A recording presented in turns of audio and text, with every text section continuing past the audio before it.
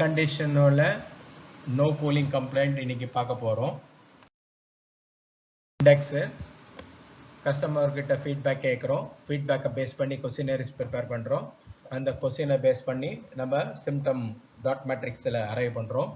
அதுக்கப்புறம் அது என்ன கேட்டகரியில் வருங்கிறது ஃபெயிலியரை பிரிக்கிறோம். Electrical, electronics, mechanical, usage and என்வயர்மெண்ட்டு.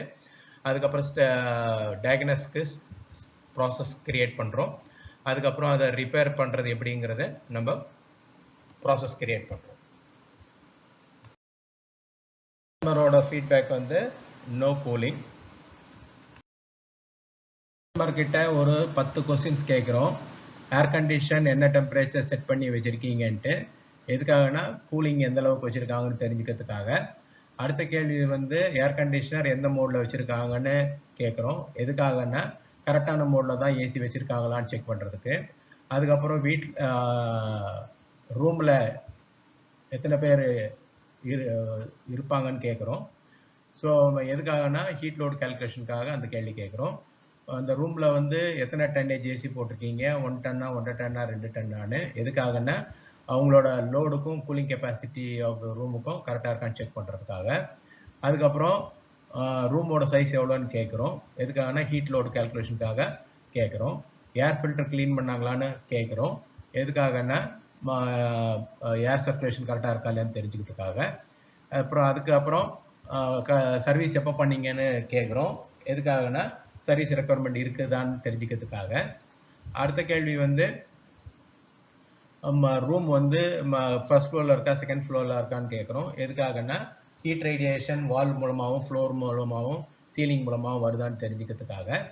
அதுக்கு அடுத்தது வந்து மிஷினில் ஏதாச்சும் எரர் கோடு இருக்கான்னு கேட்குறோம். எதுக்காகனா மிஷின் கரெக்டாக தான் வேலை செய்யுதா இல்லை வேறு ஏதாவது ஃபால்ட் இருக்கான்னு தெரிஞ்சுக்கிறதுக்காக. அதுக்கப்புறம் இதுக்கு முன்னாடி ஏர் கண்டிஷனர் ரிப்பேர் பண்ணாங்களான்னு கேட்குறோம். எதுக்காகனா ஏற்கனவே பண்ணவங்க சரியாக பண்ணாங்களா இல்லையான்னு தெரிஞ்சுக்கிறதுக்காக இந்த கேள்வியை நம்ம கஸ்டமர்கிட்ட கேட்குறோம். கேட்ட கேள்வியை பேஸ் பண்ணி ஒரு சிம்டம் டாட் மேட்ரிக்ஸ் கிரியேட் பண்ணியிருக்கோம். அது என்னென்னா இன்கரெக்ட் வோல்டேஜ் 1, அதுக்கப்புறம் ரிமோட் கண்ட்ரோலில் மோடு ராங்காக செலக்ட் பண்ணியிருக்கிறது 1, மூணாவது வந்து வெட் சர்வீஸ் ட்ரை சர்வீஸு பண்ணலை, ஃபில்டர் ஆர் காயில் பிளாக் ஆகிருக்கலாம். அடுத்த சிம்டம் வந்து அடிக்கடி கதவை திறந்து வெளியே உள்ளே போயிட்டு வராங்க, அதனால் வெளியிலேருந்து சூடு காற்று உள்ளுக்குள்ளே வருது. அதுக்கப்புறம் இன்டோர் பிசிபி டிஃபெக்டிவ், கெப்பாசிட்டர் டிஃபெக்டிவ்னு ஒரு சிம்டமு. அதுக்கப்புறம் அவுட்டோர் பிசிபி டிஃபெக்டிவ் இன்வெர்டராக இருந்தால். அதுக்கப்புறம் ஓஎல்பி கம்ப்ரஸர் டிஃபெக்டிவ் நார்மல் மாடலாக இருந்தால். ODU fan motor defective, indoor fan motor defective, gas leak. இது மாதிரியான 10 சிம்டமு நம்ம இப்போ ஐடென்டிஃபை பண்ணியிருக்கோம். ஃபெயிலியரை டிஃப்ரெண்ட் பேஸ்கெட்டில் போடுறோம். எலக்ட்ரிக்கலுக்கு வந்து இன்கரெக்ட் வோல்டேஜ், கெப்பாசிட்டர், ஓஎல்பி போடுறோம். அதுக்கப்புறம் எலக்ட்ரானிக்ஸில் வந்து இன்டோர் அண்ட் அவுட்டோர் பிசிபி போடுறோம், சென்சார் போடுறோம். மெக்கானிக்கலில் வந்து கம்ப்ரஸரு, கேஸ் லீக் போடுறோம். யூசேஜில் வந்து இம்ப்ராப்பர் மோடு செலெக்ஷனும் ஹாட் ஏர் என்ட்ரியும் போடுறோம். அதுக்கப்புறம் என்வயர்மெண்ட்டில் வந்து பிஎம் சர்வீஸ் போடுறோம். செக் பண்ணுறோம். ஃபஸ்ட்டு வோல்டேஜ் கரெக்டாக இருக்கான்னு செக் பண்ணுறோம். வோல்டேஜ் கரெக்டாக இருந்தால் okay. In case voltage related issues எதாவது இருந்ததுன்னா கஸ்டமர்கிட்ட ஸ்டெபிலைசர் போட சொல்லி சஜஸ்ட் பண்ணுறோம். ரெண்டாவது செக் பாயிண்ட் என்னன்னா ரிமோட் கண்ட்ரோலில் மோடு என்ன வச்சுருக்காங்கன்னு செக் பண்ணுறோம். நார்மலாக கூலிங் மோடில் தான் இருக்கணும். இன்கேஸ் கூலிங் மோடில் இல்லாமல் வேறு ஏதாவது மோடில் வச்சுருந்தாங்கன்னா கஸ்டமரை எஜுகேட் பண்ணுங்கள். இன்கேஸ் கூலிங் மோடு வச்சும் இது மாதிரி வருது அப்படின்னா அடுத்தது பிஎம் சர்வீஸ்க்கு சஜஸ்ட் பண்ணணும். அதுக்கு அடுத்தது மூணாவது வந்து வெட் அண்ட் ட்ரை சர்வீஸ் பண்ணணும், இல்லை ஃபில்டர் கிளாக் ஆயிருக்கான்னு செக் பண்ணுறோம். இது வந்து ஃபில்டர்லாம் க்ளீனாக இருந்ததுன்னா ஓகே. இப்போ க்ளீனாக இல்லைன்னா பிஎம் சர்வீஸு பண்ணணும். அடுத்தது வந்து கதவு திறந்து உள்ளுக்குள்ளே ஹாட் ஏர் என்ட்ரி இருக்குதான்னு செக் பண்ணுறோம். இன்கேஸ் ஹாட் ஏர் என்ட்ரி இல்லைன்னா okay. In case hot air entry இருந்ததுன்னா கஸ்டமர்கிட்ட அந்த லீக்கேஜை அரெஸ்ட் பண்ண சொல்லி கஸ்டமரை எஜுகேட் பண்ணுறோம். அடுத்தது வந்து இன்டோர் ப்ளோயர் மோட்டார் நல்லா இருக்கான்னு செக் பண்ணுறோம். நல்லா இருந்தால் ஓகே. இன்கேஸ் அது டிஃபெக்டிவாக இருந்ததுன்னா புது மோட்டர் ரீப்ளேஸ் பண்ணுறோம். இப்போ இன்டோர் பிசிபி நல்லா இருக்கான்னு செக் பண்ணுறோம். நல்லா இருந்தால் ஓகே. நல்லா இல்லைன்னா பிசிபியை மாத்துறோம். அடுத்தது கெப்பாசிட்டர் டிஃபெக்டான்னு செக் பண்றோம். கெப்பாசிட்டர் நல்லா இருந்ததுன்னா ஓகே, நல்லா இல்லைன்னா கெப்பாசிட்டரை ரீப்ளேஸ் பண்றோம். ஓடியூ ஃபோன் மோட்டரை செக் பண்றோம். ஓடியூ ஃபேன் மோட்டர் நல்லா இருந்தா ஓகே, நல்லா இல்லைன்னா வேற புது மோட்டர் ரீப்ளேஸ் பண்றோம். அதுக்கப்புறம் அவுட்டோர் பிசிபி நல்லா இருக்கான்னு செக் பண்றோம். நல்லா இருந்தா ஓகே, நல்லா இல்லைன்னா அவுட்டோர் பிசிபி புதுசா மாத்துறோம். அதுக்கப்புறம் கம்ப்ரஸர் OLP ஏதாச்சும் ப்ராப்ளம் இருக்கான்னு செக் பண்றோம். இன்கேஸ் அது நல்லா இருந்தா ஓகே, நல்லா இல்லை அப்படின்னா நம்ம கம்ப்ரஸரை புதுசா ரீப்ளேஸ் பண்றோம். அதுக்கப்புறம் கேஸ் லீக் இருக்கான்னு செக் பண்றோம். கேஸ் இல்லை அப்படின்னா கேஸ் சார்ஜிங் பண்ணி கொடுப்போம்.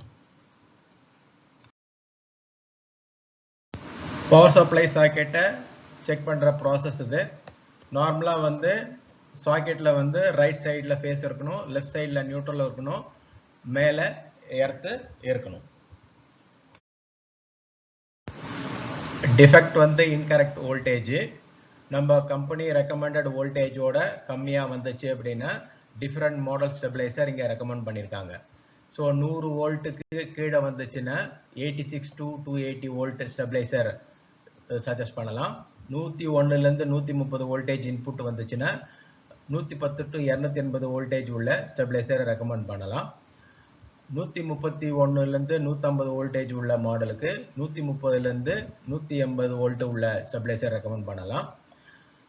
இன்புட் வோல்டேஜ் 151 இருந்து 165 வோல்டேஜ் வந்துச்சுன்னா 150 to 270 உள்ள ஸ்டெபிளைசர் ரெக்கமெண்ட் பண்ணலாம். இன்புட் வோல்டேஜ் 166 இருந்து 200 வோல்டேஜ் வந்துச்சுன்னா 165 to 270 வோல்டேஜ் உள்ள ஸ்டெபிளைசரை ரெக்கமெண்ட் பண்ணலாம். டிஃபெக்ட் வந்து ராங் மோடு ரிமோட்ல செலக்ட் பண்ணியிருக்காங்கன்னு அர்த்தம். ஸோ கஸ்டமர் கிட்ட எஜுகேட் பண்ணணும். எப்பயுமே ரிமோட் கண்ட்ரோல்ல மோடு பட்டனை ப்ரெஸ் பண்ணி கூல் மோடு தான் நம்ம செலக்ட் பண்ணணும்னு சொல்லி கொடுக்கணும். வந்து வெட் and try service not proper சொல்றோம். அப்போ என்ன பண்ணணும், மெஷினில் கூலிங் காயில் நல்லா இருக்கா இல்லை கண்டென்சர் காயில் நல்லா இருக்கான்னு செக் பண்ணியிருக்கிறோம். இப்போ இன்கேஸ் பிளாக்கேஜ் இருந்தது அப்படின்னா உங்களுக்கு வெட் சர்வீஸ்க்கு ரெக்கமெண்டேஷன் பண்ணுறோம். அடுத்தது வந்து கிரில்லோட சப்ளை ஏர் அண்ட் ரிட்டர்ன் ஏரை நம்ம செக் பண்ணுறோம். எக்ஸாம்பிளுக்கு இப்போ கிரில் டெம்பரேச்சர் 12 டிகிரி இருக்குதுன்னா உங்களுக்கு ரிட்டர்ன் ஏர் வந்து 22 டிகிரி இருக்கணும்.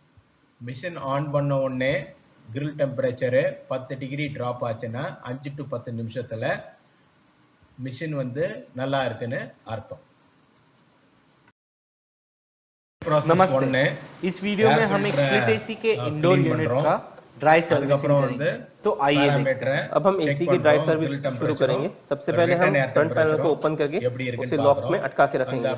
फिर हम इंडोर के एयर फिल्टर निकालेंगे। இதுக்கு வீடியோ ஒன்னு அட்டாச் பண்ணிருக்கோம். एयर फिल्टर को हम पहले ड्राई ब्रश से क्लीन करेंगे और उसे फिर नल के नीचे अच्छी तरह से धो लेंगे। धोते वक्त फिल्टर डैमेज ना हो ये सावधानी रखनी है। धोने के बाद में हम दोनों फिल्टर को सुखाएंगे। फिर हम हॉरिजॉन्टल लूअर निकालेंगे और एक ब्रश की सहायता से इंडोर के ब्लोअर को क्लीन करेंगे। फिर हम एक साफ कपड़े से वर्टिकल लूवर्स को साफ करेंगे। फिर वही कपड़ा हम मिडिल पैनल और बाकी के पुर्जों को साफ करने के लिए इस्तेमाल करेंगे। फ्रंट पैनल निकाल के हम पहले टर्मिनल बोर्ड की कवर खोलेंगे और हर एक टर्मिनल को टाइट करेंगे जिससे लूज कनेक्शन की कंप्लेंट फ्यूचर में ना आए। फिर हम वापस टर्मिनल बोर्ड को अपनी बॉक्स कवर को अपनी जगह पे फिक्स कर देंगे।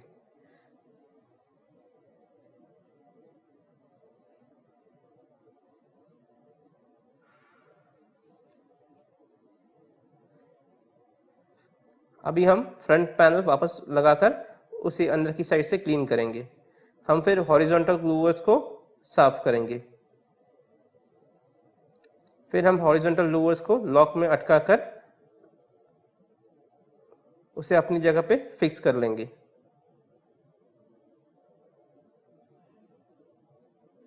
लूवर्स लगाते हुए ध्यान देना है कि लॉक्स टूट ना जाए। और फिर हम वापस एक बार मशीन को क्लीन करके पानी डालकर ये चेक करेंगे कि वाटर लीकेज हो नहीं रहा है और ड्रेन स्लोप प्रॉपर मेंटेन हो चुका है। फिर हम एयर फिल्टर को अपनी जगह पे वापस लगा देंगे और फ्रंट पैनल को क्लोज करेंगे। ड्राई सर्विस के दौरान दीवार के ऊपर कोई भी गंदा हाथ ना लगे, ये हमें सावधानी रखनी है।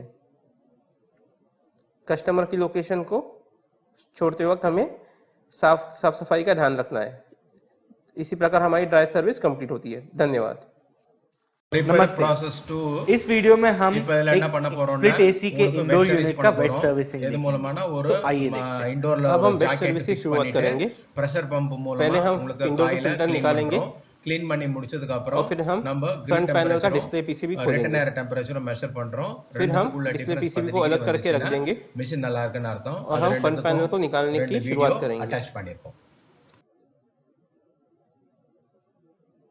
फ्रंट पैनल निकलने के बाद में हम हॉरिजॉन्टल लूवर्स उसके लॉक में से लूज करके हॉरिजॉन्टल लूवर्स को निकालना शुरू करेंगे। हमने दोनों भी हॉरिजॉन्टल लूवर्स निकालने हैं। फिर हम मिडिल पैनल को खोलना शुरू करेंगे जिस पे 3 स्क्रू लगे हुए रहते हैं और स्क्रू कैप के अंदर बाकी के 3 स्क्रू लगे हुए रहते हैं। मिडिल पैनल निकालने के बाद में इंडोर यूनिट कुछ इस तरीके से दिखेगा। फिर हम इंडोर यूनिट के पीसीबी बॉक्स को पॉलीथीन बैग की मदद से कवर कर लेंगे और उसके ऊपर इंडोर यूनिट का जैकेट पहनाएंगे। इंडोर यूनिट जैकेट पहनाते वक्त ध्यान देना है कि सभी कोनों से जैकेट पूरी तरह से टाइटली फिक्स हो और जिसकी वजह से पानी लीक होके दीवार पे ना गिरे और सिर्फ जैकेट के अंदर ही इकट्ठा हो जाए।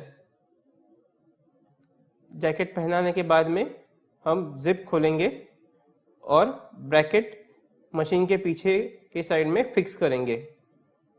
ब्रैकेट फिक्स करने के दौरान ध्यान देना है कि जैकेट जहां से टाइटली फिक्स हुआ है वहां से लूज ना हो जाए और वाटर लीकेज की आशंका न रहे। जैकेट फिक्स होने के बाद में हमें जैकेट का फनल पार्ट जो है उसका लोअर एंड बकेट में छोड़ देना है और देखना है कि पानी उसके अंदर जाके इकट्ठा हो रहा है कि नहीं। जेट पंप की स्पीड को एडजस्ट करके ताकि फिन्स ना डैमेज हो, हम जेट पंप को यूज करना शुरू करेंगे। जेट पंप हमें कॉइल के ऊपर यूनिफॉर्मली घुमाना है ताकि सब कॉइल का सरफेस साफ हो जाए। ब्लोअर को हम इस तरीके से साफ करेंगे ताकि ब्लोअर के ऊपर की जमा हुई डस्ट भी निकल जाए। पानी जो जमा होता है उसे ध्यान देना है कि वो बकेट में से ओवरफ्लो ना हो जाए, तो इसीलिए हमें बकेट बार बार खाली भी करनी पड़ेगी। कॉइल को क्लीन करने के दौरान ध्यान देना है कि पानी इलेक्ट्रॉनिक बॉक्स और मोटर के अंदर ना घुस पाए। बाद में हम मिडिल पैनल को एक साफ कपड़े से साफ करेंगे और फिर मिडिल पैनल को फिक्स करेंगे।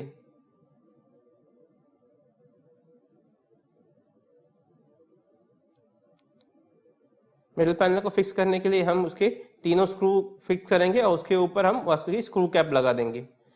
उसके बाद में हम इंडोर के मिडिल पैनल को कपड़े से साफ करेंगे और वायरिंग कनेक्शन जो है वो वापस लगाना शुरू करेंगे। बाकी के 3 स्क्रू लगाकर हम फाइनल फिटिंग की शुरुआत करेंगे। हम डिस्प्ले बोर्ड फ्रंट पैनल पे लगाकर फ्रंट पैनल को अपने लॉक्स में अटका देंगे। फिर हम फिल्टर को अपनी जगह पे इंस्टॉल कर लेंगे जो पहले से धो चुके थे। इस तरीके से हम इंडोर यूनिट के असेंबली का प्रोसीजर कंप्लीट करते हैं। फिक्सिंग के दौरान ध्यान देना है कि दीवार के ऊपर कोई गंदे हाथ न लगे ताकि दीवार भी साफ रहे। फाइनली हम पूरी मशीन को कपड़े से साफ करके हॉरिजॉन्टल लूवर्स को अपनी जगह पे फिक्स करना शुरू करेंगे। हॉरिजॉन्टल लूवर्स फिक्स करने के बाद उसे फाइनली कपड़े से साफ करेंगे और फिर एसी को एक बार चालू करके चेक करेंगे। इस तरह से हमारी वेट सर्विस कंप्लीट होती है। धन्यवाद। नमस्ते। इस वीडियो में हम स्प्लिट एसी के आउटडोर यूनिट के वेट और ड्राई सर्विसिंग के बारे में जानेंगे, तो आइए देखते हैं। सबसे पहले हम ब्लोअर से लेके आउटडोर को एयर ब्लो से क्लीन करेंगे। ये ड्राई सर्विस का पार्ट बनता है। इसमें हमें सारे आउटडोर के आसपास ब्लोअर चलाना है और जो भी ड्राई डर्ट है उसे पहले क्लीन करके लेना है।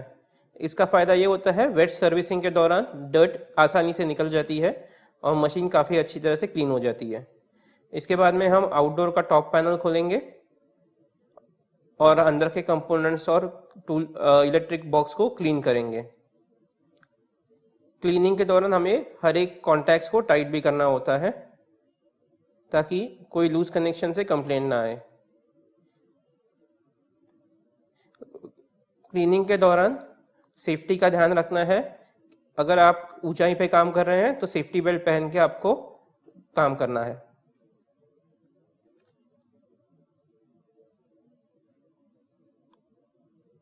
अभी हम फ्रंट पैनल खोलेंगे जो गार्डिंग ग्रिल रहती है फैन के सामने की, और अंदर फैन को भी क्लीन करेंगे।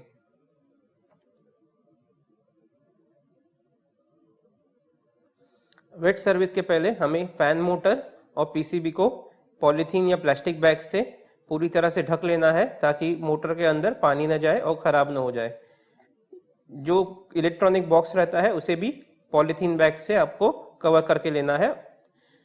पंप को चलाने से पहले उसके सभी कनेक्शन कनेक्ट करने हैं। पंप को प्राइमिंग करके लेना है ताकि पंप की मोटर पे लोड आके पंप खराब ना हो जाए। हम लोग जो यूज करें एक हाई प्रेशर पंप है। पंप का प्रेशर पहले एडजस्ट करके लेना है और फिर उसे कंडेंसर कॉइल पे आपको इस्तेमाल करना है। हाई प्रेशर पंप यूज करते वक्त एक डायरेक्शन में लेके जाना है और फिन्स डैमेज ना हो इतना ही प्रेशर रखना है, सो दैट आपका एसी वापस सर्विसिंग के बाद भी वही एफिशिएंसी से चल सके। बाद में आपको एसी के साइड वाले पैनल्स को भी क्लीन करना है, फ्रंट पैनल को भी क्लीन करना है। क्लीनिंग के दौरान आपको ध्यान रखना है कि जो इलेक्ट्रॉनिक कंपोनेंट है उसमें पानी ना जाए, ये काफ़ी ज़रूरी होता है। क्लीनिंग के बाद में हम टॉप कवर को भी क्लीन करेंगे और उसे एक अच्छे कपड़े से पोंछ लेंगे। बाद में हम टॉप कवर वापस फिट करेंगे और एसी को थोड़ी देर ड्राई करने के लिए छोड़ देंगे ताकि सारा पानी नीचे जमा हो जाए। अब एसी को हमने वापस असेंबल कर लिया है और ये हमारी आउटडोर सर्विस की कंप्लीशन होगी। धन्यवाद। டிஃபெக்ட் என்னன்னா உங்களுக்கு ஹாட் ஏர் உள்ள என்ட்ரி ஆகுது, டோர் கேப்போ இல்லை விண்டோ கேப்போ இல்லை விண்டோவோட கிளாஸ் வழியாகவும் உள்ளுக்குள்ள ரேடியேஷன் வரலாம். ஸோ அது என்னவோ அதுக்கான கரெக்டிவ் ஆக்ஷனை எடுத்து ப்ராப்ளத்தை சால்வ் பண்ணி முடிக்கணும்.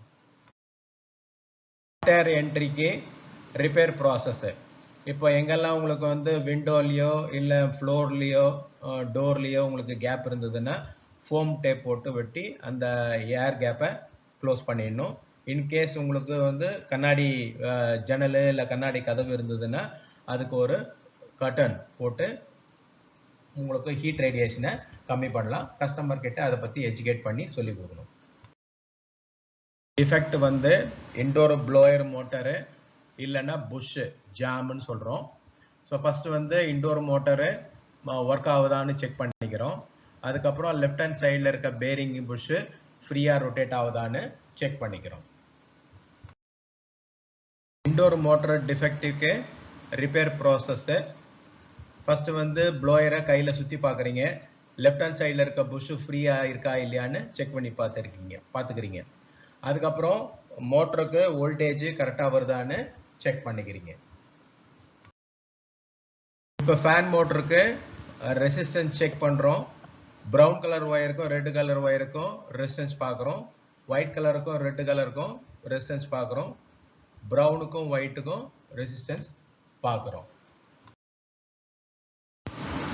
இன்டோர் மோட்டருக்கு வோல்டேஜ் செக் பார்க்குறோம். ப்ரௌனுக்கும் ஒயிட்டுக்கும் குறைஞ்சபட்சம் 80 வோல்ட்டுக்கு மேலேயாச்சும் வரணும். அதுக்கு கீழே வந்தால் பிசிபியில் ஃபால்ட் இருக்குன்னு அர்த்தம். 80 வோல்டேஜ் வந்துட்டு மோட்டர் ஓடலைன்னா மோட்டர் ஃபால்ட்டுன்னு அர்த்தம். மோட்டரில் பிஜி மோட்டராக இருந்ததுன்னா நம்ம ஃபீட்பேக் வோல்டேஜ் செக் பண்ணணும். இந்த 1ஆம் நம்பர் பின்னுக்கும் 3ஆம் நம்பர் பின்னுக்கும் வோல்டேஜ் பார்த்தோம்னா 5 வோல்ட் டிசி காமிக்கணும். இன்டோர் ப்ளோயர் மோட்டார் டிசி மோட்டராக இருந்தால் அதோட ரிப்பேர் ப்ராசஸ் என்னன்னு பார்க்குறோம். ஃபஸ்ட்டு ப்ளோயரை வந்து கையால் சுற்றி பார்க்குறோம். ப்ளோயர் புஷ் ஃப்ரீயாக இருக்கானா ஓகே. அதுக்கு அடுத்தது வோல்டேஜ் வந்து கம்பெனி ரெக்கமெண்டட் வோல்டேஜ் வருதா இல்லையான்னு செக் பண்ணிக்கணும். Repair process DC motor PC போர்டில் பின் நம்பர் 1லையும் பின் நம்பர் 3லையும் வோல்டேஜ் செக் பண்ணிங்கன்னா 310லேருந்து 350 வோல்ட் டிசி வரணும். ப்ராசஸ் டிசி மோட்டரோட வோல்டேஜ் பின் நம்பர் 3க்கும் பின் நம்பர் 4க்கும் செக் பண்ணிங்கன்னா உங்களுக்கு 13லேருந்து 15 வோல்ட் டிசி வரணும். அடுத்தது பின் நம்பர் 3க்கும் பின் நம்பர் 5க்கும் செக் பண்ணால் 1 to 6 வோல்ட் டிசி வரணும். ஃபேன் ஸ்பீட் சேஞ்ச் ஆகும்போது இந்த வோல்டேஜ் சேஞ்ச் ஆகும். Indoor PCB defective. நம்ம என்ன பண்ண போகிறோம், சென்சாரோட ரெசிஸ்டன்ஸ் வேல்யூ செக் பண்ணுறோம். டெம்பரேச்சர் சேஞ்ச் பண்ணால் ரெசிஸ்டன்ஸ் மாதிரி தான் செக் பண்ணிக்கிறோம். அதுக்கப்புறம் சென்சாரோட ஜாக்கில் வோல்டேஜ் வருதான்னு செக் பண்ணிக்கிறோம். பிசிபியோட ரிலேவை செக் பண்ணுறோம்.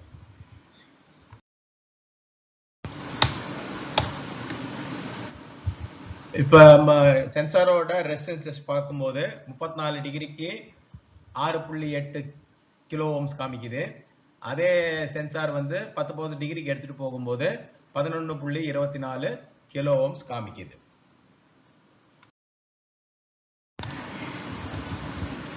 சென்சாரோட ஜாக்ல டிசி வோல்டேஜ் செக் பண்ணும்போது 5 வோல்ட் டிசி காமிக்குது. அப்படின்னா என்ன அர்த்தம்னா பிசி போர்டு நல்லா இருக்குன்னு அர்த்தம். இப்ப ரெசிஸ்டன்ஸ் மாறும்போது உங்களுக்கு வோல்டேஜ் வேரி ஆகுது. இந்த முதல் படத்துக்கு ரெண்டாவது படத்துல தெளிவா கொடுத்திருக்காங்க. नमस्कार दोस्तों, आज हम इलेक्ट्रॉनिक पीसीबी की ये जो रिले है इसको टेस्टिंग के बारे में जानकारी लेंगे। सबसे पहले हमें आइडेंटिफाई करना है कि ये रिले के ऊपर ये जो कॉन्टैक्ट पॉइंट दिए हैं ये किस काम के लिए यूज़ किए जाएंगे या इस्तेमाल किए जाएंगे। उसके बाद इसके जो बिल्कुल बॉटम पे देखेंगे तो यहाँ पे इसके कनेक्शन हैं, 2 कॉइल के कनेक्शन हैं और एक कंप्रेसर को जाने वाला है और एक मेन लाइन को कनेक्ट करते हैं। तो सबसे पहले हमें ये चारों में से आइडेंटिफाई करना है कि कौन सा पॉइंट किस पर्पस के लिए यूज़ किया जाएगा। तो इसको चेक करने के लिए हमें एक मल्टीमीटर की ज़रूरत पड़ेगी और इस मल्टीमीटर को हमने कॉन्टिन्यूटी पे रखा है। तो सबसे पहले इसको आइडेंटिफाई करेंगे। ये जो एक टर्मिनल हैं रिले के ऊपर 2, एक यहाँ पे लगाएंगे और दूसरा हम यहाँ पे लगाते हैं। तो जिस टर्मिनल में आपको कॉन्टिन्यूटी मिलती है वो उसका फेस होगा, यानी यहाँ पे हम मेन लाइन से जो आने वाला फेस है वो कनेक्ट करेंगे। तो अगर दूसरे टर्मिनल के साथ देखें तो हमें यहाँ कॉन्टिन्यूटी नहीं मिल रही है। तो इसका मतलब ये जो पॉइंट है ये कंप्रेसर के लिए हम इस्तेमाल करने वाले हैं। इधर जो है ये सब न्यूट्रल पॉइंट दिए हुए हैं। तो ये 1, 2, 3 और 4 चारों न्यूट्रल हैं, बट जो स्प्लिट एसी होता है उसमें आपको एक ही न्यूट्रल पॉइंट मिलता है, क्योंकि ये विंडो एसी है तो इसलिए यहाँ पे अलग अलग न्यूट्रल पॉइंट जो हैं दिए हैं। तो जैसे अभी हमने रिले के जो टर्मिनल फाइंड आउट किए हैं फेस और कंप्रेसर के लिए, तो ये उसका बॉटम के हैं, ये कंप्रेसर का सॉरी ये मेन फेस का है और ये इधर वाला जो है ये कंप्रेसर के लिए यूज़ करते हैं। तो अभी यहाँ से जो हमने ये रिले का बॉटम पार्ट है यहाँ पे, इसमें से हमने कॉइल वाले कनेक्शन को ढूंढना है। तो कॉइल वाले कनेक्शन ढूंढने के लिए हमें रेजिस्टेंस वैल्यू चेक करना पड़ता है। तो अभी हम इस मीटर को रेजिस्टेंस पे डाल देते हैं। तो अगर इन दोनों पॉइंट के ऊपर हम चेक करेंगे तो यहाँ पे अभी हमें कुछ रेजिस्टेंस वैल्यू जो है मिलना चाहिए। तो यहाँ पे 159 ओम का रेजिस्टेंस आ रहा है। तो इसका मतलब ये वाले जो टर्मिनल हैं ये यहाँ पे हम 12 वोल्ट डीसी सप्लाई देंगे जो इस कार्ड के थ्रू हम जनरेट करेंगे। கெபாசிட்டர் டிஃபெக்டிவ் என்னென்ன டிஃபெக்ட்லாம் வரும்னா கெபாசிட்டர் ஓப்பன் ஆகலாம், கெபாசிட்டர் ஷார்ட் ஆகலாம், கெபாசிட்டர் லீக்கி ஆகலாம், கெபாசிட்டர் பர்ன் ஆகலாம், கெபாசிட்டர் வந்து உப்பி போகலாம். டிஃபெக்டிவ் வந்து ரிப்பேர் ப்ராசஸ் 1 உங்க மல்டிமீட்டர்ல வந்து ஹை ரெசிஸ்டன்ஸ் மெக் ஓம்ஸ்ல வச்சுக்கணும். ரேஞ்சு வச்சுட்டு மீட்டர்ல இருக்கிற ப்ரோப் ரெண்டுத்தையும் கெபாசிட்டரோட பாசிட்டிவ் நெகட்டிவ்ல கனெக்ட் பண்ணிடும். ஃபர்ஸ்ட் வந்து ரெசிஸ்டன்ஸ் ஸ்லோவா இன்க்ரீஸ் ஆகும். இன்க்ரீஸ் ஆகிட்டு இன்ஃபினிட்டி காமிச்சிரும். மோஸ்ட்லி டிஸ்பிளேல உங்களுக்கு என்ன ஓஎல் காமிச்சதுன்னா அது இன்ஃபினிட்டின்னு அர்த்தம். Repair process 2. உங்கள் மீட்டரில் வந்து கெப்பாசிட்டன்ஸ் ரேஞ்சு வச்சுட்டு ப்ரோபை வந்து கெப்பாசிட்டரோட பாசிட்டிவ் நெகட்டிவில் கனெக்ட் பண்ணிடுறீங்க. இப்போ எப்படி காமிக்கும்னா இந்த கெப்பாசிட்டர் வேல்யூ என்ன கொடுத்துருக்காங்களோ அந்த வேல்யூவில் ப்ளஸ் ஆர் மைனஸ் 5% ரேஞ்சுக்குள்ள உங்களுக்கு டிஸ்பிளேல காமிக்கும். டிஃபெக்ட் வந்து அவுட்டோர் ஃபேன் மோட்டார் டிஃபெக்ட். மோட்டரை செக் பண்ணுறதுக்கு முன்னாடி கெப்பாசிட்டர் நல்லா இருக்கான்னு ஃபர்ஸ்ட் செக் பண்ணிக்கோங்க. மோட்டர் வந்து ஆப்ரேட்டிங் வோல்டேஜ் என்ன இருக்கோ அதை செக் பண்ணிக்கோங்க. Repair process outdoor AC motor check பண்ணுறோம். மோட்டரோட ஆப்ரேட்டிங் வோல்டேஜ் என்னங்கிறத செக் பண்ணிட்டு அந்த வோல்டேஜில் மோட்டரை செக் பண்ணுறீங்க. மோட்டரை செக் பண்ணுறதுக்கு தேவையான டூல்ஸு செக் பண்ணுறதுக்கு ஒரு மல்டிமீட்டர் வேணும், பவர் கார்டு வேணும், கெப்பாசிட்டர் வேணும். செக் பண்ணுறோம் ஏசி மோட்டருக்கு. இங்கே வந்து பிளாக்குக்கும் ஆரஞ்சுக்கும் வேல்யூ செக் பண்ணுறோம். 284 ஓம்ஸ் காமிக்குது. இந்த வேல்யூ வந்து மாடல் டு மாடல் வேரி ஆகும். மோட்டரில் என்ன பார்க்குறோன்னா கண்டினியூட்டி வந்து பிளாக்குக்கும் ப்ளூக்கும் செக் பண்ணுறோம். இங்கே 313 ஓம்ஸு காமிக்குது. செக்கிங் ப்ராசஸில் ஆரஞ்சுக்கும் ப்ளூக்கும் ரெசிஸ்டன்ஸ் செக் பண்ணுறோம். அதில் வந்து 598 ஓம்ஸு காமிக்குது. ரீடிங்கை வச்சு நம்ம அனலைஸ் பண்ணும்போது இங்கே வந்து ஹையஸ்ட் வேல்யூ வந்து காமிக்குது 598 ஓம்ஸ் காமிக்குது. ஸோ அது என்ன கலரு? ப்ளூக்கும் ஆரஞ்சுக்கும். ஸோ இங்கே 3 கலரில் இந்த 2 கலரை விட்டு போன கலர் வந்து பிளாக். ஸோ இப்போ பிளாக் வந்து காமன் கண்டுபிடிச்சிட்டோம். ஒரு வைண்டிங் வந்து ரன்னிங், ஒன்று வந்து ஸ்டார்டிங். ஸோ இப்போ அடுத்த ரீடிங்கை வச்சுட்டு பிளாக்குக்கும் ஆரஞ்சுக்கும் பார்க்கும்போது வேல்யூ கம்மியாக இருக்குது, 284 ஓம்ஸ் காமிக்குது. ஸோ அப்போ இது ரன்னிங் வைண்டிங்ன்றது கண்டுபிடிச்சிட்டோம். அதுக்கு அடுத்தது பிளாக்குக்கும் ப்ளூக்கும் செக் பண்ணுறோம். அது 313 ஓம்ஸ் காமிக்குது. ஸோ அதை விட இது வேல்யூ ஜாஸ்தினால இது ஸ்டார்டிங் வைண்டிங்னு ஐடென்டிஃபை பண்ணியிருக்கோம். ஏசி மோட்டருக்கு நம்ம ரெசிஸ்டன்ஸ் வேல்யூ பார்த்துட்டோம். இப்போ வந்து லைட் செக்கிங் கொடுக்குறோம். ஸோ இருக்கிற 3 வயரிங்கில் நம்ம வந்து ஸ்டார்டிங் ரன்னிங் உள்ளதுக்கு கெப்பாசிட்டர் அக்ராஸ் கொடுத்துட்டு அதுக்கப்புறம் ஒரு வைண்டிங்க்கு நியூட்ரலும் இன்னொரு வைண்டிங்க்கு ஃபேஸும் கொடுக்குறோம். இப்போ ஆன்டி கிளாக் வைஸ் டைரக்ஷன் சுற்றுற மாதிரி நம்ம கனெக்ஷன்ஸ் கொடுத்துருக்கோம். ரைட்டா? இந்த போலாரிட்டியை மாற்றி கொடுத்தீங்கன்னா உங்களுக்கு கிளாக் வைஸ் டைரக்ஷன் சுற்றும். டிசி மோட்டரோட ரிப்பேர் ப்ராசஸ். ஸோ அவுட்டோர் ரூமில் டிசி மோட்டர் வருது. அந்த டிசி மோட்டர் என்ன ஆப்ரேட்டிங் வோல்டேஜுங்கிறது நம்ம தெரிஞ்சு வச்சுக்கணும். இதில் எவ்வளோ வோல்டேஜ் இருக்குதுன்னு நம்ம செக் பண்ணுறோம். இன்புட் வோல்டேஜ் வந்து 230 வோல்ட் கொடுக்குறோம். அதில் வந்து விஎஸ்பிக்கும் கிரவுண்டுக்கும் செக் பண்ணுறோம். நமக்கு 0 to 6 வோல்ட் டிசி வரணும். கலர் ஆஃப் த வயர் வந்து black and yellow. Input voltage வந்து 230 வோல்ட் ஏசி கொடுக்குறோம். நம்ம அவுட்புட் வந்து விசிசிக்கும் கிரவுண்டுக்கும் செக் பண்ணுறோம். கலர் ஆஃப் த வயர் வந்து ஒயிட் அண்ட் பிளாக்கு. வோல்டேஜ் எவ்வளோ வருதுன்னா 9லேருந்து 10 வோல்ட்டு டிசி வரணும்.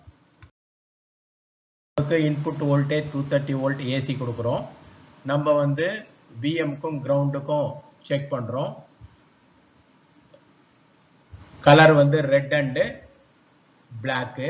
வோல்டேஜ் எவ்வளோ இருக்குதுன்னா 0 to 390 வோல்ட் டிசி வரணும்.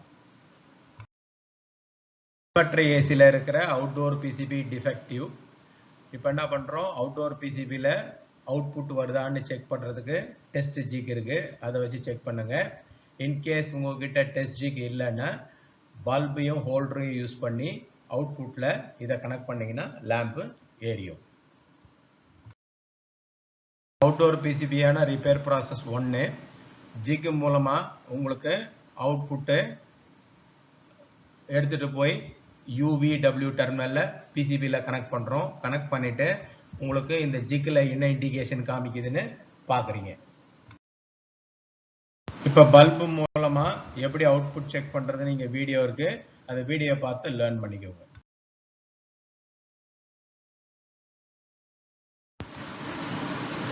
இப்போ இந்த PCB to ஜிக்கு கனெக்ட் பண்றோம். பல்பு ஸ்டேட்டஸும் அதோட முடிவுகளும் பார்க்கலாம். 3 பல்பும் எரிஞ்சிட்டு அப்படியே ஸ்லோவா பிரைட்னஸ் இன்க்ரீஸ் ஆகுது அப்படின்னா என்ன அர்த்தம்னா PCBக்கும் கம்ப்ரஸரும் கனெக்ட் இருக்குன்னு அர்த்தம். PCBல இருந்து ப்ராப்பர் அவுட்புட் போகுதுன்னு அர்த்தம். ரெண்டாவது சிம்டம் 3 பல்பும் எரிஞ்சிட்டு கொஞ்ச நேரம் கழிச்சு ஆஃப் ஆயிடுது அப்படின்னா என்ன அர்த்தம்னா PCBல இருந்து அவுட்புட் போகுது, பட் கம்ப்ரஸர்ல இருந்து ஃபீட்பேக் வரல, ஆனா PCBல இருந்து ப்ராப்பர் அவுட்புட் கொடுக்குதுன்னு அர்த்தம். மூணாவது பல்பு எரியவே இல்லை அப்படின்னு என்ன அர்த்தம்னா PCBல இருந்து அவுட்புட்டே போகல, PCB டிஃபெக்டிவ், PCB ரீப்ளேஸ் பண்ணணும்னு அர்த்தம். இந்த டிஃபெக்ட் OLP இல்லைன்னா கம்ப்ரஸர் ஜாம் ஓப்பன் இல்லைன்னா வேலை செய்யலைன்னு சொல்றோம். ஃபர்ஸ்ட் வந்து கம்ப்ரஸர் வேலை செய்யலைன்னா ஃபர்ஸ்ட் செக் பண்ண வேண்டியது ஓவர்லோட் ப்ரொடெக்டர் நல்லா இருக்கான்னு செக் பண்ணிக்கணும். அதுக்கு அடுத்தது கம்ப்ரஸரை செக் பண்ணணும். ஸோ கம்ப்ரஸரை செக் பண்ணும்போது கம்ப்ரஸரோட ரெசிஸ்டன்ஸை செக் பண்ணணும்.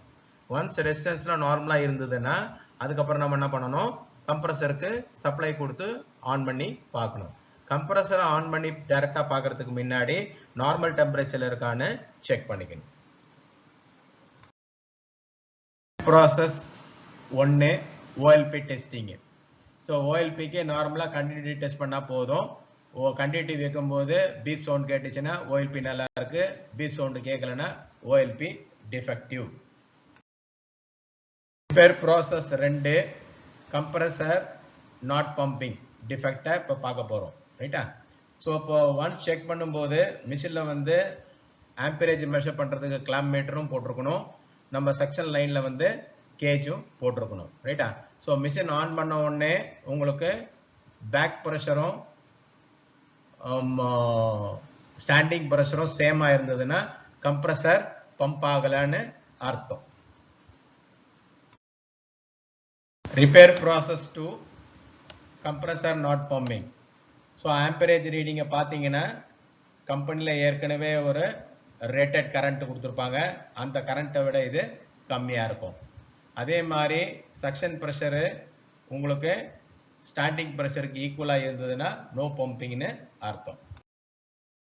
ப்ராசஸ் 3 கம்ப்ரஸர் நோ பம்பிங்க்கு இல்லை இங்கே சார்ட் கொடுத்துருக்கோம், இப்போ சார்ட்டை ரெஃபர் பண்ணிக்கணும்.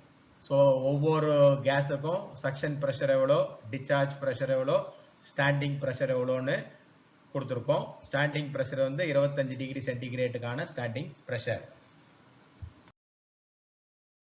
3 இப்போ கம்ப்ரஸர் வந்து எப்படி டெஸ்ட் பண்ணுறதுன்னு இங்கே கொடுத்துருக்கோம். ஸ்டெப் 1 என்ன பண்ணுறீங்க, கம்ப்ரஸரோட ஹெட்டை தலையை தொட்டு பாருங்க சூடாக இருக்கான்ட்டு. ரைட்டா? ஸோ இப்போ ஜாமாக இருந்ததுன்னா சூடு அளவுக்கு அதிகமாக இருக்கும். ரெண்டாவது செக் என்ன பண்ணுறீங்க, ரெசிஸ்டன்ஸ் வேல்யூ செக் பண்ணுறீங்க. 3 டெர்மினல்லையும் வேல்யூ பார்க்குறீங்க. இப்போ ஏதாவது ஒரு டெர்மினல் வந்து வேல்யூ காமிக்கலை அப்படின்னா வைண்டிங் ஓப்பன்னு அர்த்தம். அதெல்லாம் கரெக்டாக இருந்ததுன்னா அடுத்த டெஸ்ட்டுக்கு போகிறீங்க.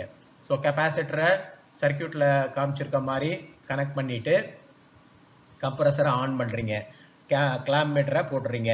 ஆம்பரேஜ் வந்து நார்மலாக இருக்குது, கம்ப்ரஸர் ஓடுது அப்படின்னா கம்ப்ரஸரில் ஒரு ஃபால்ட்டும் கிடையாது. இன்கேஸ் ஆம்பரேஜ் வேரியேஷன் இருந்ததுன்னா கம்ப்ரஸர் ஜாமாக இருக்கலாம். இந்த டிஃபெக்ட் வந்து கேஸ் லீக்கு. ஸோ கேஸ் லீக்னா செக்ஷன் லைனில் கேஜ் போட்டு பார்க்குறீங்க, உங்களுக்கு கேஜில் 0 காமிச்சதுன்னா உள்ளுக்குள்ளே கேஸ் இல்லைன்னு அர்த்தம். ஃபஸ்ட்டு லீக்கேஜ் எங்கே இருக்குன்னு கண்டுபிடிங்க. லீக்கேஜ் கண்டுபிடிச்சி அந்த லீக்கேஜை ரிப்பேர் பண்ணுறீங்க. ரிப்பேர் பண்ணதுக்கப்புறம் கேஸ் சார்ஜிங் பண்ணுறீங்க. அது வெயிட் மெத்தடில் தான் கேஸு சார்ஜ் பண்ணணும். கேஸ் லீக்கை ரெக்டிஃபை பண்ணுறதுக்கு தேவையான டூல்ஸ் கொடுத்துருக்கோம். மேனிஃபோல்ட் கேஜ் வேணும், டிஜிட்டல் கிளாம் மீட்டர் வேணும், டிஜிட்டல் தெர்மோமீட்டர் வேணும், எலக்ட்ரானிக் லீக் டிடெக்டர் வேணும், கேஸ் வேணும், வேக்கம் பம்பு வேணும், மைக்ரான் கேஜ் வேணும், சார்ஜிங் ஹோஸ் வேணும், வெயிங் ஸ்கேல் வேணும், அதுக்கப்புறம் சிங்கிள் கேஜ் வேணும், அதுக்கப்புறம் nitrogen cylinder with 2 stage regulator வேணும், அதுக்கப்புறம் சோப்பும் ஸ்பாஞ்சும் வேணும். ரிப்பேர் ப்ராசஸ் 1 செக்ஷன் லைன்ல கேஜ் போட்டு பார்க்குறீங்க, பேக் ப்ரெஷர் 0 காமிக்குது. அப்படின்னா என்ன அர்த்தம்? கேஸ் லீக்குன்னு.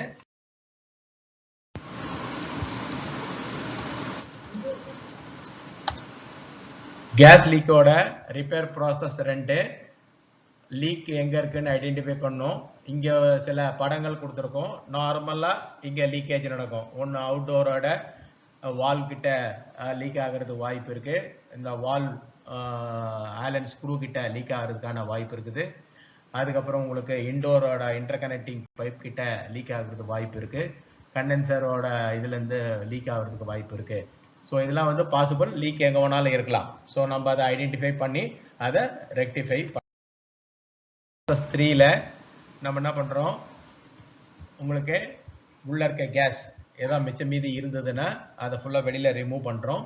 ரிமூவ் பண்ணிட்டு நைட்ரஜன் சிலிண்டரோட கனெக்ட் பண்ணி ஃபர்ஸ்ட் 100 psi ப்ரெஷர் வைக்கிறோம். அந்த ப்ரெஷர் ஏதாவது லீக் இருந்ததுன்னா தெரியும். இன்கேஸ் ரொம்ப மைன்யூட் லீக்கேஜ் இருந்தால் தெரியாது அந்த அண்டர் ப்ரெஷர்ல. அப்போ என்ன பண்ணும், ஸ்லோவா நீங்க 300 psi வரைக்கும் ப்ரெஷரை இன்க்ரீஸ் பண்ணிட்டு போகணும். அந்த ப்ரெஷர் வச்சு ஹோல்டு பண்ணி வைக்கணும். கேஸ் லீக்கோட ரிப்பேர் ப்ராசஸ் 4 எப்படி லீக்கேஜை கண்டுபிடிக்கிறது. ஒன்று வந்து சோப் சொல்யூஷனை ஜாயிண்ட் ஏரியாவில் அப்ளை பண்ணி பபுள் வருதான்னு செக் பண்ணலாம். இன்னொரு மெத்தட் வந்து எலக்ட்ரானிக் லீக் டிடெக்டர் அவைலபிளாக இருக்குது. அதை வச்சு நம்ம லீக்கை டிடெக்ட் பண்ணலாம். கேஸ் லீக்கோட ரிப்பேர் டயக்னோசிஸ். இப்போ லீக் ரொம்ப மைனட்டாக இருந்தால் நம்மளால கண்டுபிடிக்க முடியாது. அந்த கேஸில் என்ன பண்ணலாம், இன்டோர் காயில் தனியாகவும் அவுட்டோர் யூனிட் தனியாகவும் இன்டர்கனெக்டிங் பைப் தனியாகவும் லீக் டெஸ்ட்டு பார்க்கலாம். ஒன்ஸ் லீக்கு எங்கே இருக்குன்னு கண்டுபிடிச்சிட்டோம்னா உள்ள இருக்க நைட்ரஜன் ஃபுல்லாக கம்ப்ளீட்டாக ரிலீஸ் பண்ணிட்டு அதுக்கப்புறம் எந்த இடத்துல லீக் ஆயிருக்கோ அதை ரெக்டிஃபை பண்ணணும். ரெக்டிஃபை பண்ணதுக்கு அப்புறம் லீக்கேஜ் இருக்கா இல்லையான்னு ஒரு வாட்டி கிராஸ் செக் பண்ணிக்கணும். லீக்கோட ப்ரெஷர் ஹோல்டு டெஸ்ட்டு நம்ம என்ன பண்ணுறோம், நைட்ரஜன் ப்ரெஷரு 300 psi வரைக்கும் 2 hours ஹோல்ட் பண்ணி வைக்கிறோம். ப்ரெஷர் ட்ராப் ஆச்சு அப்படின்னா எங்கே லீக் இருக்குன்னு பார்த்து அதை ரெக்டிஃபை பண்ணுறோம். இன்கேஸ் லீக் இல்லை அப்படின்னா நைட்ரஜனை கம்ப்ளீட்டாக ரிலீஸ் பண்ணிடுறோம் சிஸ்டத்துலேருந்து. கேஸ் லீக்கோட ரிப்பேர் ப்ராசஸ் 6 வேக்கம் பண்ணுறோம். 2 stage 5 CFM vacuum pump use பண்ணி 1 hour வேக்கம் பண்ணுறோம். இது 1 hour பண்ணுறதுக்கு பதிலாக நம்ம சர்க்கியூட்டில் வந்து மைக்ரான் கேஜ் போட்டோம்னா 1000 மைக்ரான் வந்துருச்சுன்னா வேக்கம் பண்ணுறதை ஸ்டாப் பண்ணிக்கலாம்.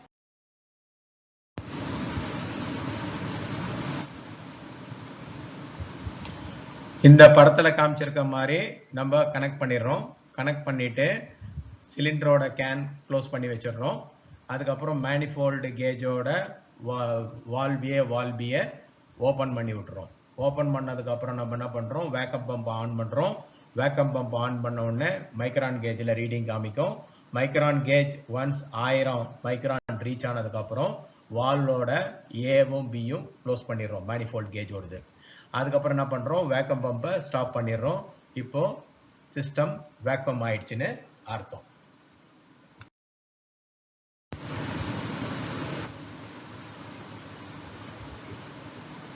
இப்போ வேக்கம் பண்ணி முடிச்சதுக்கு அப்புறம் நம்ம கேஸ் சார்ஜிங் பண்ண போறோம். இப்போ என்ன பண்றோம், வெயிங் ஸ்கேல்ல டார் பட்டனை பிரஸ் பண்ணி 0 ஆக்கிடுறோம். 0 ஆக்குனதுக்கு அப்புறம் நம்ம கேனோட வால்வை ஸ்லோவா ஓபன் பண்றோம். ஓபன் பண்ணதுக்கு அப்புறம் உங்களுக்கு மேனிஃபோல்ட் கேஜ்ல இருக்கிற வால்வியை ஓபன் பண்றோம். இப்போ ரெஃப்ரிஜரண்ட் அந்த வால்விய வழியா உங்களுக்கு சிஸ்டத்துக்குள்ள ஃப்ளோ ஆகுது. இப்போ ஒரு கேன் ஃபுல் ஆயிடுச்சு அப்படின்னா அடுத்த கேன் ஃபில்அப் பண்ணணும்னா அப்போ நீங்க வால்வியை க்ளோஸ் பண்ணிட்டு இந்த சிலிண்டரை ரிமூவ் பண்ணிட்டு வேற புது சிலிண்டர் கனெக்ட் பண்ணி திருப்பி அதே ப்ராசஸை ஃபாலோ பண்றீங்க. ஒன்ஸ் அந்த ரெக்வயர்டு கிராம் உள்ளுக்குள்ள சார்ஜ் ஆனதுக்கு அப்புறம் உங்களுக்கு ரெஃப்ரிஜரண்ட் ஃபில் ஆயிடுச்சுன்னு அர்த்தம். இப்போ வால்வியவும் உங்களுக்கு கேனோட வால்வியும் க்ளோஸ் பண்ணிடுறீங்க.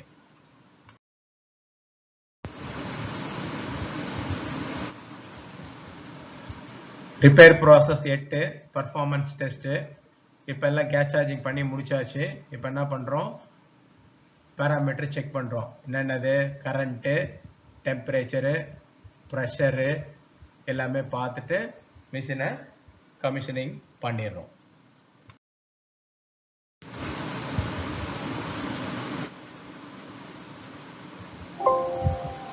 இப்போ ரீடிங்லாம் எடுக்கிறோம். ஃபர்ஸ்ட் வந்து சப்ளை ஏருக்கும் ரிட்டர்ன் ஏருக்கும் டிஃபரன்ஸ் வந்து 10 to 12 டிகிரி இருக்கணும். மிஷின் ஆன் பண்ணி 10 to 15 மினிட்ஸ்க்குள்ள 10 டிகிரி டெம்பரேச்சர் ட்ராப் ஆகணும். ஆம்பியரேஜ் வந்து என்ன ரேட்டட் கொடுத்துருக்காங்களோ அந்த ரேட்டட் ஆம்பியரேஜ் நமக்கு காமிக்கணும். நன்றி.